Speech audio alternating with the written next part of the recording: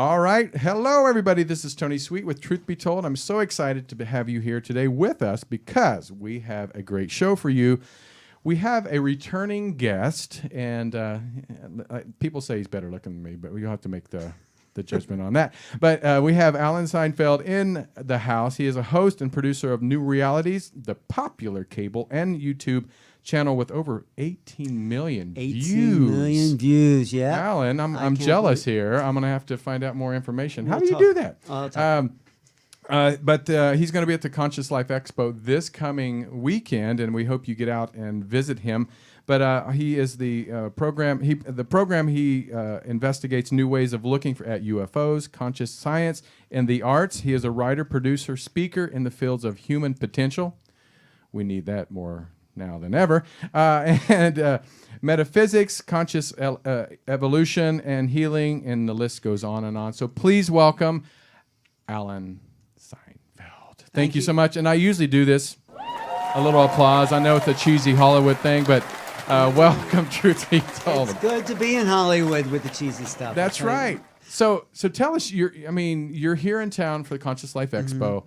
So first of all, tell us what you're going to be talking about this coming weekend. Well, at this expo, Friday at 6 p.m., I'm partnering with Dr. J.J. Hurtak and his wife, Desiree Hurtak. We just interviewed those two yesterday. Oh, you did? Amazing. Well, they are good friends of mine, and we've been on the road going from conference to conference talking about the wave of ascension, the wave of transformation that seems to be happening on this planet, this acceleration. Of course, when you're accelerating like that, all the junk, all the garbage comes up to be cleaned and filtered and to get rid of, so we can really move to a real place, a real sense of human potential, who we really are, who we were meant to be as human beings, which is not suffering. We're here to live in joy.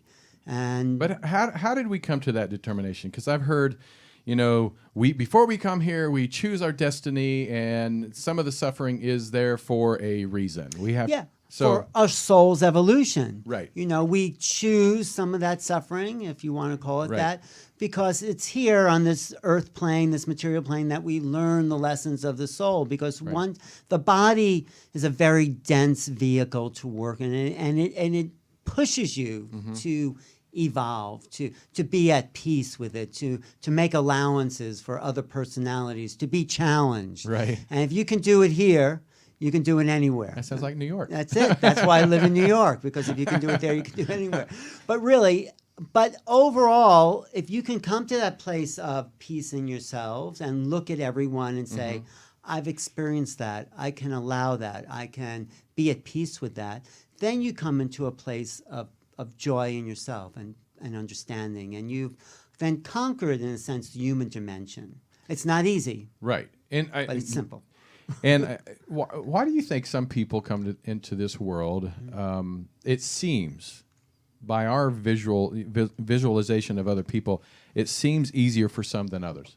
Why is that? Because some people have a different soul destiny. Your soul is a recorder of your emotion, and some people just choose to have a more challenging time because that for them is fun, or that's their karmic destiny, or that's what, on another level, it's all fine. Right. It's all okay. It's just how much do we want to engage within this 3D world? And we have to look at it from the observer, the witness point of view. Right.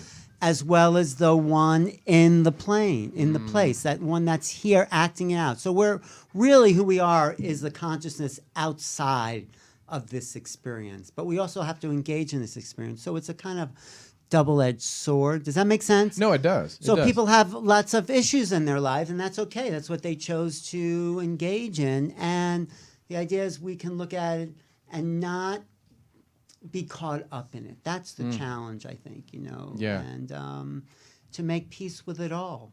Now, your website, New Realities, tell me about what is a new reality. Do we create our new reality? But if we predetermine how our life was going to be, how does that also combine with free will?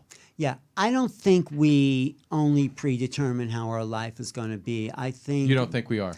I think it's half that, and I think we're also here to make known the unknown. That's what the teachings that I kind of were initiated into, which means we're here to be the artist, the creator. So new realities. I asked one of these experts at this expo, I said, and because everyone's talking about how much they know and all this and that, I said, tell me something you don't know. And this guy was just stunned. He had nothing to say. Really? He didn't know what he doesn't know. So that's the idea. A lot of people know a lot of stuff, but that's only a small sliver of what can be known. Right. So the new realities that I am looking for is what is unknown. What have we yet to know? What have we yet to cognize in reality? Does that make sense? So Right, it comes down to perspective and perception. So you know the difference between cognition and recognition? Right. What is, I'm asking you, Tony. No, so cognition, I mean, recognition is something that I feel, and I could be wrong. I was a C student, so. It's okay. There's no right answer. Right, but I mean, for recognition is something that we determine as we understand through experience. Yeah, that's what recognition is. So we had to have the experience. But cognition or recognition means to recognize something. Okay, got so it. the cognition part is the perception of a reality, a new reality. So someone had to teach me this was a table, that was a microphone, that's a camera. But I didn't know. I had to cognize that. So when we're facing the unknown, we can't recognize it. We have to open up another part of our brain that allows something new to come into our field of reality. And how does that help us spiritually? Not necessarily as a human being, but as a spiritual being. Because as a spiritual being, what we really incarnated for is not for all those lessons, is to make known the unknown, to be creators, to be inventors.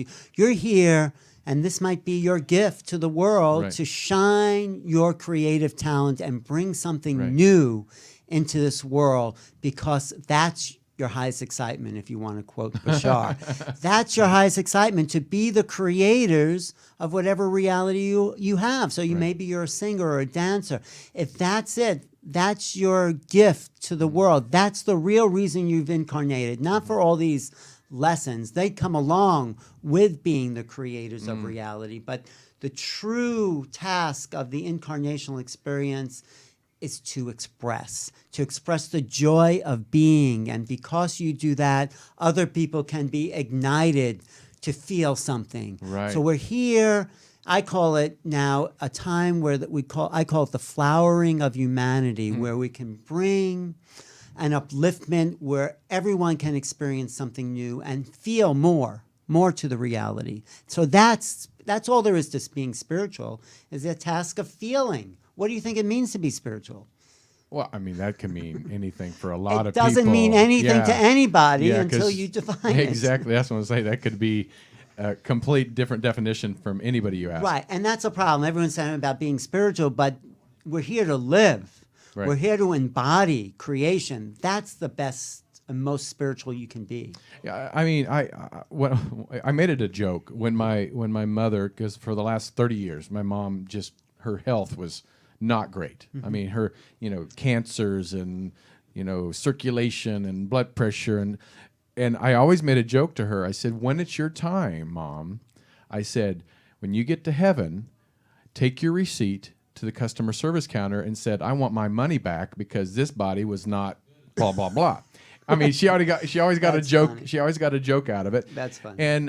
But I think sometimes as human beings, what I've even learned through the hardest times, I've found my biggest strengths. Right. And so, can you tell our audience that's listening today, what is some of the biggest strengths that you found with your own journey that enhanced you to where you got to where you are today to be a light for other people? Well, thank you. It's a daily experience to start to be open to new realities. So one of the biggest things was I graduated college as a psychology major. Oh, there you go. All right. And because I wanted to know about the human experience, I wanted to learn. And then someone gave me this tape on channeling, and how this 35,000-year-old warrior would come through this housewife from Washington State. I just thought that was the most ridiculous thing in the world. And because it didn't fit into my psychological paradigm. Right. Obviously, the woman is crazy or acting or, just putting on a show. And then I listened to the tape. And the tape was about love. And the tape was about possibilities and opening. And the best thing on that tape was the mystery is not what's coming through that woman. It's what's coming through that body. What are you channeling? What's the essence of that personality that's giving voice to this body? And so I had to decide, was there something more than psychology? Was there a greater paradigm? And when I let go of that psychological box and open up to the possibility that there could be non-local consciousness, that was a spiritual breakthrough. That was a challenge to let go of, 20 years of how I cognized the world, to see there was something else. And when that opened up, I became a mystic. I met this being, this channeling, and I had this altered state consciousness experience. And then I knew I was more than my body. I had the awareness, and that really opened up a whole new doorway to this whole thing that we're going to be seeing at the Conscious Life Expo. I wouldn't have been ready for it if I kept everything within a psychological framework, because there was just no room for anything else. So the challenge is to keep opening to possibilities. And I hear things from people that I say, I just don't buy that. And then I make a little room for considering the possibility that maybe there is something more. So at this talk I'm doing tomorrow with the Her Talks is about ancient civilizations and this keys to ascension. And so ancient civilizations weren't about cavemen living in this primitive dwellings. They were pretty advanced. Well, we can't even figure out how to build the pyramid now, the Great Pyramid in Egypt. We don't know. They tried to do this. There was this Chinese technology company that tried to put those blocks together.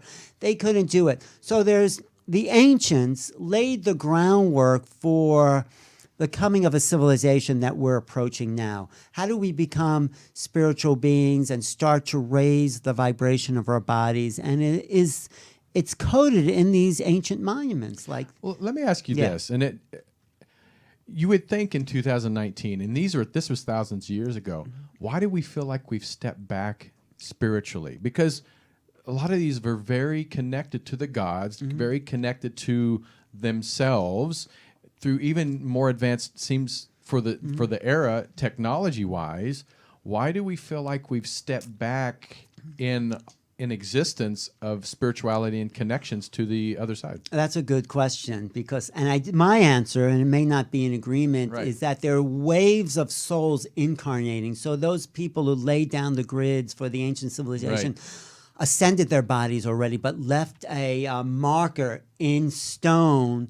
So future generations, the next wave of incarnations, which we are, would come in and have a pathway, have directions, a map towards raising that frequency within these stone structures that the great ones left behind. So they're off on another adventure, those beings that use that technology. We need you back. Well, no, they left us a map if we just listen. So there's waves of incarnation. We didn't step back. We haven't, like someone graduates from high school and you say, well, why aren't we graduating? Because we're not ready. But now we're coming. As we discover the ancient technologies, our grade is going to graduate, hopefully, some of us, or maybe we'll be left back. But, Well, I won't tell you how many times that I was a senior. No, I'm kidding. But that's the gift of these great monuments, these great stone structures, the great works of the ancient mystics, is to point a direction so we can graduate.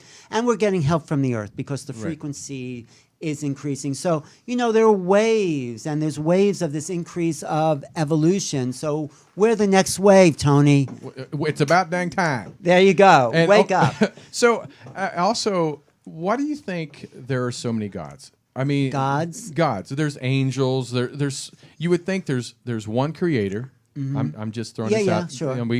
There's one creator. Why does he need angels and beings and so many things to approach us. Why can't it just be one voice? Or is it one voice? Why do you? Well, it's how you're defining. When you say he, I think you've already lost it. Yeah. The oneness is the oneness of consciousness. Mm-hmm. When you close your eyes in a deep meditation, or I close my eyes, we reach the place of the observer. Right. That's consciousness. That's God. That silence behind your eyes is the oneness. You're there. That's God, if you want to call it a name. I mean, God has gotten a strange meaning these days because so many people have their own definition. But what I call God is the oneness of consciousness. Consciousness is singular. My consciousness, your consciousness shows up differently, but it's a singularity. So what you're calling angels and extraterrestrials, those are frequencies within the totality of creation. Right. The totality is God.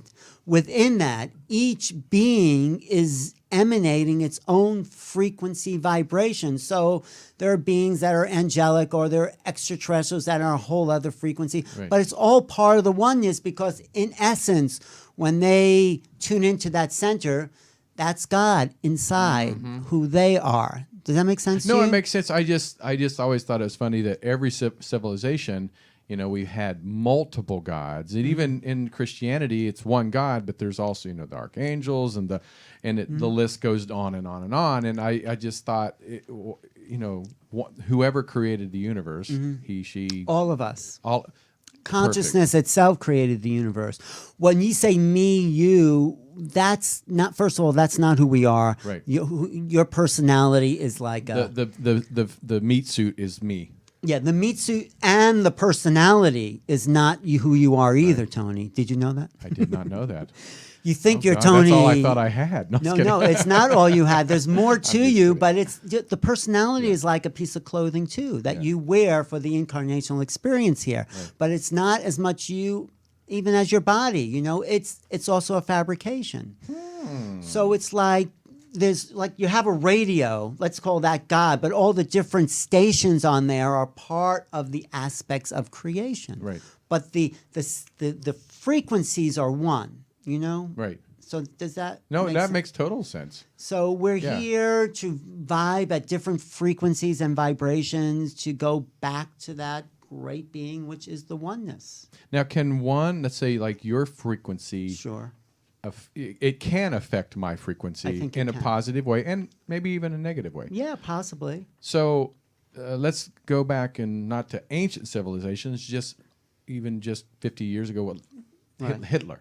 Okay. That, I know, right? Not a very high vibration. Not of a high vibration, but why do you think somebody of that vibration affected so many people and how he got to that power? I'm not asking just about him, but there's been many people of that vibration have ascended to power. Right. Well, I think we are incarnated to be challenged, to overcome those challenges. Okay. I mean, I think in my past life, I think I was in a concentration camp as one of those people that wasn't a picnic. It wasn't a pleasant experience, but through that lesson, through that understanding, right. I kind of gained more awareness and more forgiveness and more expansion in the possibilities of what it is to exist here. I mean, I think I'm just, right. It's with the visions that come to me, some of the nightmares I had, but it's all okay because here we are now. And if you could look at it all from the observer point of view, you realize that who we are is greater than those experiences. And how can we, as people, what we do? And like I said, I feel like I'm just a messenger for you gentlemen, and we'll have another guest here in a second, that I'm here to help spread your message. That's right. That's your work. That's your creativity. That's your joy. Right. But how do we help other than just hopefully roll the dice and it helps someone? For the people that are struggling with their own awakening, how can we help enhance them as the beings we are, other than just telling what we think?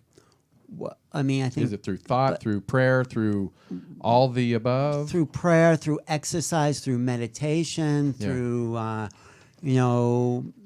visioning how you want to create your life, by letting go of limitations. Right. I mean, in a way, it is just through talking. I mean, there's great teachers out there. Joe Dispenza's giving techniques and technology. I just like to tell people the universe is stranger and more interesting and more wonderful than we can imagine, and to look at the world from what we don't know, for welcoming the unknown. Most people are afraid of the unknown, but that's just because of what they know. What we don't know is much more wonderful and exciting than what we do know. If we could step into that in freedom, then we create the new realities. Then we create the hope and the joy and the possibility that something more can exist for that person who may be listening and is depressed. I mean, it's a challenge for all the people at the expo to lift those people up. First, they have to want to. First, they have to see that their old state of mind is not getting them anywhere. That it's like it's stuck in a neural net of addiction. You know, when people are depressed, that's actually a chemical in their body. And when they stop feeling depressed, they'll start to look for something to feel depressed about because they're addicted to the chemical. No, because they're addicted to those chemicals. So what happens is you have to resist the body's cravings or the unconscious drive for those old realities and start to just step away and decide to create something new. Smile in the mirror. You know, Bashar has a great, I love Bashar, and he's coming to the expo. He says, your reality is a reflection of your state of mind. And it's a reflection. So if you're looking in the mirror and the guy in the mirror is not smiling, you don't go up to the mirror and try to change the look. You have to emanate it within, and then the exterior does change. You can change your reality by changing your feelings about who you are. And William James said that in the 1890s. He said, "Oh, the year I was born." No, I was kidding. There you go. You've been around a while. I know, right? No, but I you know, this is the potential we have. Yeah, we're going through hard times in the planet, country, climate, but we don't need to get depressed about it. We need to take action. And the action starts with our own evolution, our own feeling. You know, if everyone's just sitting around depressed, taking CBD oil, where would I think they are, but where would we be then? You're in California, so probably That's true. right. That's right. But it's not getting them anywhere. It's actually, I think, I mean, people won't like this, but I think the whole marijuana thing was to keep people dull, to dull them down. And I totally agree. It was a government plot to do that, to stop the revolutionaries of the 60s. Let's give them marijuana. Everyone thought that was such a revolutionary thing. And it was part of the trap.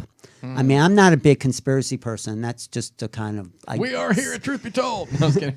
Truth be told, I think the more you're with your own consciousness, whatever state you're in, and work on the interior without substances, the more free you'll become. And I'm a person, I love change. I think that's what keeps me going, is knowing there's something else. Yeah. But I again, I'm not a person, I don't even take an aspirin. Right. Me neither. I don't. If I get a headache, I just let it go until it's gone. That's right. And if people are depressed, you don't have to take antidepressive. You let it go until it's gone. You go into it and see what it's about.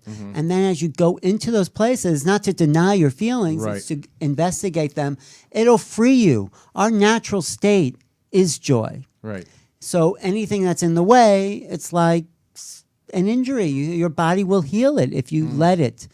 So I love that. And real quick before our time is up, I want to touch a little bit, because this is Truth Be Told, and we do like to talk about UFOs. Okay, that's please. So when we were talking about angels and even in aliens, because as we know, there's multiple different types of aliens. So I'm assuming they're just like human beings. Everyone has a different energy and different point in their lifespan that they are. So what do you feel aliens are? Because I hear about, they're here to protect us, they're here to watch over us, they're here to keep us from destroying ourselves. But then also, you would think they would reveal themselves so we can go, they're here to... there's lots... there's lots of types of aliens and all that, but I think what I'm getting lately, it's really a state of consciousness. We have an alien understanding. We haven't... But who these beings really are, we have no idea about, because we don't have a language to put them in. We call something a UFO. We call something unidentified, and we think we identify it because we call it unidentified. Right.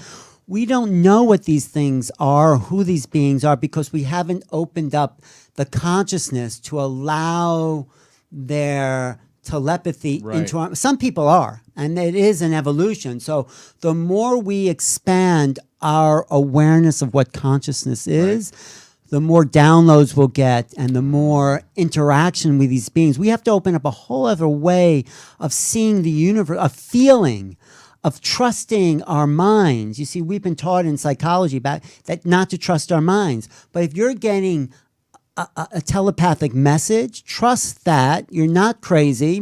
Some people are, but most people aren't. Why'd you look at me extra long? That's okay. But no, we have to start to trust our own psychology and start to be able to receive. This is a receiver you have there on top of your shoulders there. Right. It's a receiver and a sender, and we're starting to receive a different frequency. And this is what the aliens, I think, are trying to show us. It's all in thought. It's a new frequency of thought. They're trying to teach us their language. If you're talking to a dog, you're not going to bark at them, are you? No, you're going to speak in the language of the higher intelligence. Right. This is the language they're talking to us in: vibration, feeling, telepathy, and a greater understanding. Does that make sense? So Yeah. we don't have the words necessarily, but we're getting the first wave of feeling sense, and that will be coded into a new cognition. Oh, yeah. So we have to trust what's coming in. If enough of us come together and start to share our experiences, I just had an ET roundtable in New York the other day. Oh, cool. Then we can start to put together the pieces of the puzzle and start to create a new culture that will welcome the other. Right now, we're afraid of the other. We're building walls to keep others out. Right. But that's not the idea. We have to open the borders of our mind so we allow new thoughts, so we can allow a new language and a new culture to sweep through humanity so we can meet the other on their ground. They're not coming down to our level. They're already at a higher vibration, right? You're not going back to kindergarten after you've graduated. Well, Well, maybe depends you. how long I don't was know. But I was in kindergarten for a while, so well, no. anyway, but do you know what I'm saying? It's a different way of thinking, and Yeah. this is what the ETs represent in this wave that's coming to the Right. planet, a new way of thinking. And it's unknown, and we're just becoming familiar with that territory. And it might take 100 years to do that. or longer, or less. long, and it's already been going on. Yeah, I mean, for thousands of years. So But we have to trust our own minds, ideas of channeling and non-local consciousness, out of body, near death. This is all a matter of the fact that your consciousness is not just in your body, but it's transpersonal. So the ETs exist as frequencies. We have to open this receiver to receive more of the higher frequencies. And then we'll have more open contact. I mean, yeah, they're coming and going on this earth plane to plant the seeds of possibility. We have to go there, and we have to not be able to be laughed at when you say you've seen a ET or met an ET or got a telepathic download or seen a UFO. Right. We have to expand our worldview. I mean, talking about the mainstream, truth Right. be told. Right. That's out there that doesn't even want to know the truth because they're happy with their little corner of reality. And, they're sitting in front of their television, and that's all they care about. Maybe That's true. Maybe It is they'll true. watch a program, but mostly it will disturb people if they know something else is out there. And that's what we need to do, is disturb them. Because truth be told, there's a greater reality coming that's going to be great for all of us, I But think. I mean, if you think about it, though, and before we Yeah. close here, you have to. I mean, you think about, and 30 years ago, if you said you saw a UFO, people did look at you like you were crazy. Or if you said you did yoga or had a massage right. or, went to a health food restaurant, they Right. would look at you the same way. Right. But this is the evolution of culture. The UFO ET situation is the next evolution of our culture. It's the next coming out Right. of liberation. There are all these great movements, black, women, gay, all that. This is even farther out than all this because this is a state of mind that is a real revolution for humanity. And you know what? The irony of ETs and their visitation, it makes us more human. Oh, It makes love us, it gives us a greater ability to feel who we are in this incarnational form. That's beautiful. There we are. And that's why we have Alan Thank on you. the show today. And this weekend, tomorrow, a copy of Ancient Civilizations, Keys to Ascension. Right. And you're going to be working with Dr. JJ and Desiree Hertak. Those guys are real masters. Yeah. JJ had a real ascension experience. He's one of the few people on the planet that was taken up with his body to the next level of consciousness. Yeah, just like you could sit back and just cross your arms and cross your legs and just enjoy the show because you all have worked in this not only just field but walk the walk because you really know this stuff. Well, I try to live it. You know, I have my moments where the guy cuts you off in traffic. You just yell at them, you know. But, you know, it's all the challenge. But we're here to help lift up each other. And that's the most exciting thing here. Real quick, we have one question from the chat room. It says, do psychology believe in Palladian or alien therapy? Do psychologists believe That's in what it that? says. Depends what psychologist it is. You know, Jungians might. I mean, psychology is multifaceted, and we're graduating into a more spiritual psychology that includes those other realms. Psychology, as it was developed by Freud, was very limited. Freud himself said life was created from inanimate objects. Right. And he said people have a death wish to go back into inanimate forms. He didn't believe anything spiritual. That was his break with Jung. Jung said, no, there's a greater consciousness. And this is the we're moving into a psychology that includes non-local consciousness, which will be a greater understanding of that. I mean, people like James Hillman were open to that. And there's many great new type. Paul Levy is a great new psychologist. There's so many people pushing the envelope of what psychology can be. It includes those. I mean, psychology has helped us get over our personal problems. Yeah, of course. But it's also put a limit on us. And now we're expanding those limits to include this spiritual understanding of our soul's essence and look at it from a multi-level point of view, multidimensional. And I think psychology and religion, traditional psychology and religion, were very similar as in limiting us mindfully. I mean, psychology was the next level after religion, but now we have to go beyond those limits. It helped us. It's like climbing a ladder. When you get to the next rung, you have to let go of the rung below us. So we're evolving through that until we can get to that place of ascending the body through the ancient technology that the great ones left behind. All right. So tell everybody where you can, where they can find you, and then tell them about what's coming up tomorrow. Tomorrow at the Conscious Living Expo at the LAX Hilton at 6 p.m. I'll be speaking with the doctors Hertak, and we'll be talking about this ancient civilizations as they left markers to changing the frequencies of our bodies so we can finally graduate from the earth realm and become the great gods we were always meant to be. So it's a very exciting. Come to the Hilton tomorrow and experience what's possible with ETs. ETs are reality, and they're waiting for us to grow up. They're not going to save us from ourselves. We have to do it ourselves. So we have some challenges ahead, but it's all exciting, and it's all part of a great awakening. It's kind of like parents letting their children writing a bad check and going, you got to earn that money to pay it back. So that's right. That's right. But thank you so much. You're always amazing when you come on the show. We love having you here. So please come back again. Well, you know, you inspire me. I had no idea what I was going to say. I didn't even know I knew all that until you asked those questions. I was like, I'm just throwing that question. I don't even know where that came from. You're an inspiration, Tony. Well, thank you so much. Alan Steinfeld, everybody. Go to newrealities.com and check out his website. And my YouTube channel, youtube.com/newrealities, 18 million views. Because I've been doing it since YouTube began. This girlfriend I had said, what are you shooting all those videos for? I said, I don't know. And then she says, you know what? There's a place you can put them. In 2006, right? When I was doing a cable show in Manhattan, and I said, what am I going to do with it? And then there's this place. So you're build the pioneer, it and they will come. YouTube pioneer? That's right. They will come. Build that field. Well, congratulations. Thank you. I enjoy hanging out here with you. Let's come back anytime, please. Okay. And you know where I'm. You found me. I did. So you were hiding behind the green screen. That's right. That's not green screen. That's real. Oh, that's right. But, well, thank Michael and Lori for helping to create this. Of course, and we do thank Michael and Lori and Captain Ron. So for Captain Ron and Tony Sweet on Truth Be Told, thank you guys for tuning in. We'll see you next time right here on our channel, YouTube. Don't forget to subscribe to both of us. Yes. YouTube.com/newrealities. There you go. Bye. Bye.